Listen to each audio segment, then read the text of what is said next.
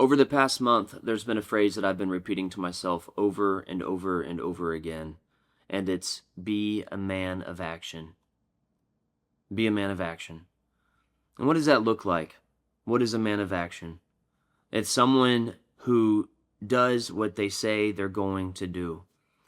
It's someone who answers the phone when they're called, and someone who replies quickly. It's someone who's, if you have a nudge, you step into whatever that nudge is, especially if it's positive. I'm not talking about anything negative. I'm saying if you have an opportunity to see someone by saying something that you notice about them, encouraging someone, loving on someone, just allowing yourself to be a vessel, that's a man of action.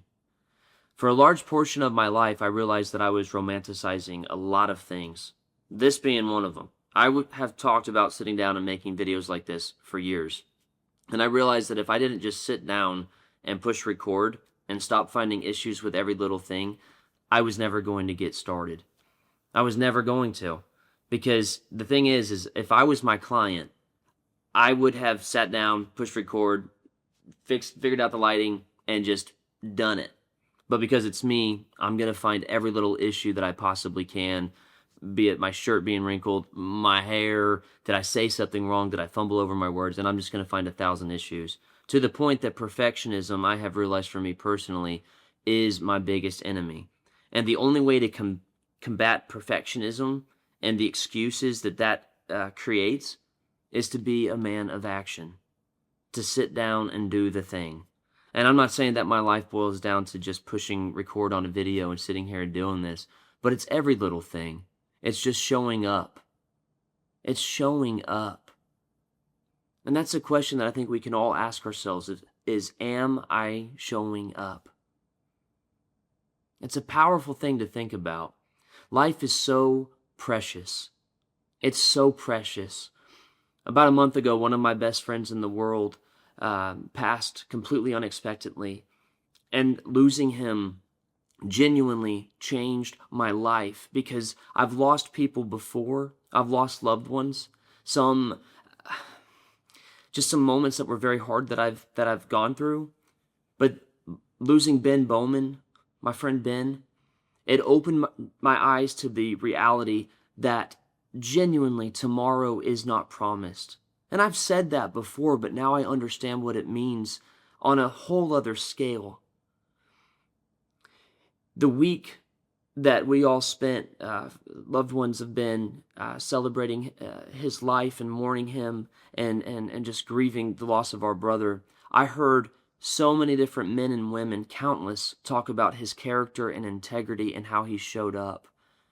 And since the loss of Ben, that's what has led me ultimately to sitting down and pushing record on something that I said that I've wanted to do for forever.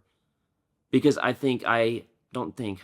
have been taking advantage of every 24-hour period that I've had.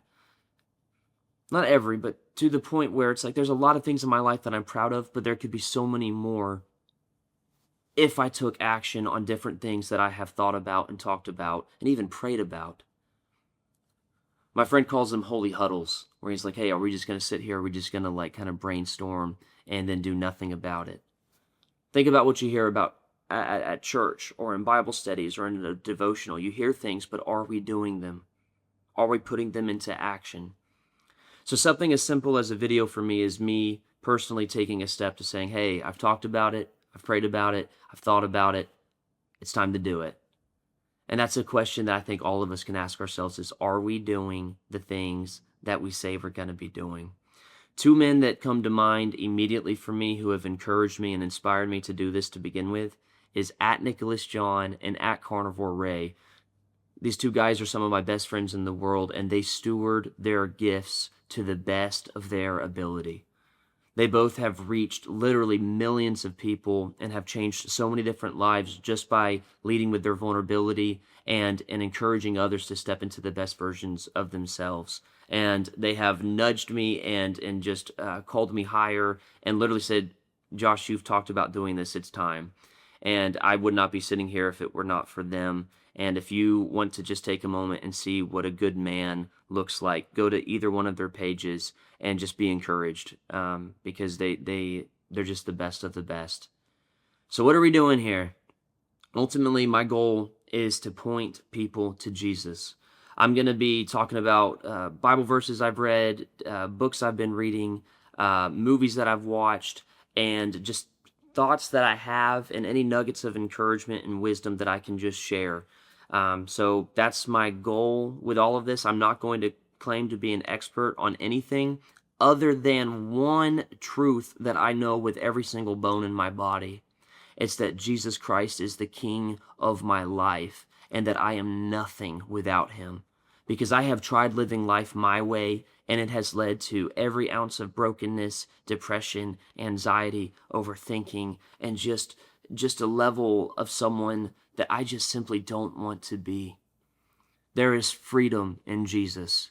There is freedom in a relationship with him, and there's a freedom in just spending any ounce of time that we have while we're breathing to just pursue and know him more, because that's the thing, is he wants to pursue you and he already knows you, and that's the beauty of who he is.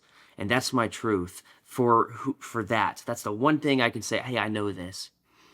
Everything else is going to be a very educated opinion, and if I don't know the answers, please tell me your thoughts and opinions on things, because I would just love to hear them. This is a conversation, and it's just an opportunity for you and I to grow together. But ultimately, the biggest thing of it all is I just hope that people can know and understand that we have an opportunity every single day that we wake up to love on people, to make people feel seen, and to steward our gifts well. Just to steward them well. So, yeah, that's what we're doing here. And I hope you get to know me better. And I just want to put myself out there. And that's what we're going to do. So with that, thanks for watching. My name is Josh Gicker. And let's see what happens. All right. Thank you for your time.